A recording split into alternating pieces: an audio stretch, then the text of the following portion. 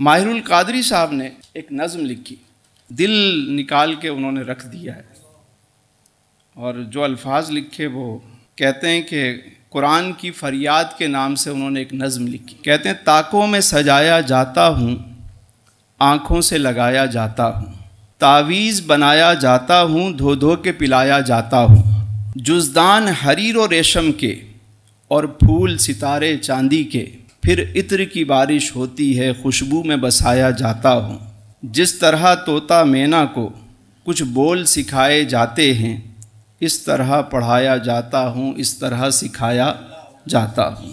جب قول و قسم لینے کے لیے تکرار کی نوبت آتی ہے، پھر میری ضرورت پڑتی ہے، ہاتھوں میں اٹھایا جاتا ہوں، دل سوز سے خالی رہتے ہیں، آنکھیں ہیں کہ نم ہوتی ہی نہیں، کہنے کو میں ایک ایک جلسے میں پڑھ پڑھ کے سنایا جاتا ہوں، نیکی پہ بدی کا غلبہ ہے، سچائی سے بڑھ کر دھوکہ ہے، ایک بار ہنسایا جاتا ہوں، 100 بار رلایا جاتا ہوں۔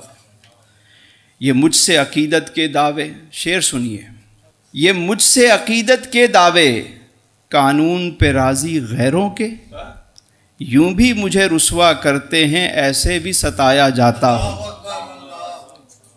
اب ضروری نہیں کہ اگر پڑھنا نہیں آتا تو بھی قرآن، دیکھیں پہلے پڑھیں گے تو پھر سمجھیں گے نا۔ مجھے ایک سوال کا جواب دے دیں جتنے بیٹھے ہیں، آج تک بچپن سے لے کر اب تک کیا کبھی ہم نے کوئی ایسی کتاب پڑھی جو ہمیں سمجھ نہ آئی ہو؟ میرا سوال ہے، سب سے ہے، مونٹیسری سے لے لیں، نرسری سے لے لیں، گریجویشن تک کوئی کتاب ایسی پڑھی جو ہمیں سمجھ نہ آئی؟ نہیں آتی تھی، ہم کسی سے پوچھتے تھے، کوئی سیکھتے تھے، سمجھتے تھے۔ ایک واحد کتاب نہ ہم اس کو پڑھتے ہیں اور نہ سمجھنے کی کوشش کرتے۔ کل قرآن نے پوچھ لیا پھر کیا کرو گے؟ حضرت علی کرم اللہ وجہہ الکریم فرماتے ہیں کہ جب میرا دل چاہتا ہے کہ میں اپنے رب سے کلام کروں تو میں نماز میں کھڑا ہو جاتا ہوں، اور جب میرا دل چاہتا ہے کہ میرا رب مجھ سے کلام کرے تو میں قرآن پڑھنا شروع کر دیتا ہوں۔